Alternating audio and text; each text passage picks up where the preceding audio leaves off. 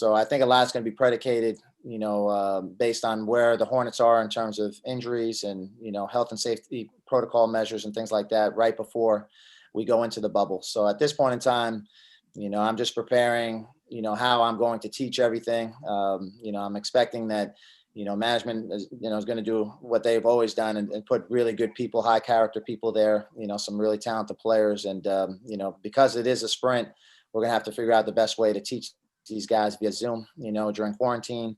We're probably only going to have a certain amount of practices before we play. And then I know that we're going to play every other day for 3 weeks.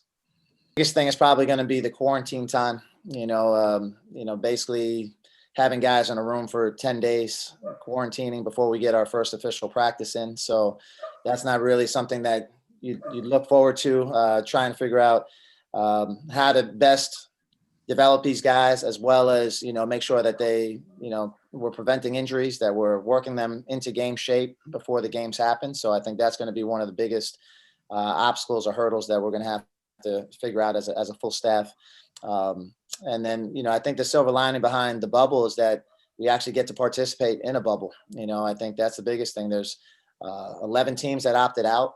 There's a lot of guys that don't have jobs right now. There were a lot of very familiar names that were in the draft that didn't get selected, that were former NBA players. So just the appreciation that we actually get to play, that we actually get to coach is the best part of this whole experience for all of us. And that's going to be the messaging from day one. Just appreciate what you have. You'll fight harder to keep it.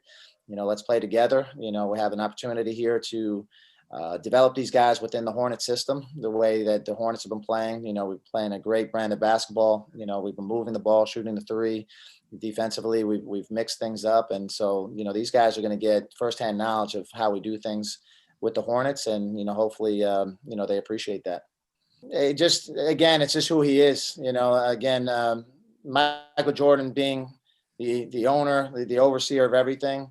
What his work ethic is, what he's about as a person. You saw all that unfold this past year with everything that he did, from a charitable standpoint, social justice, all of it. And so for me, just to be in an organization that's headed up by somebody of that character, every day I have to raise the bar for myself, looking at it from a standpoint of like, I'm led by the best.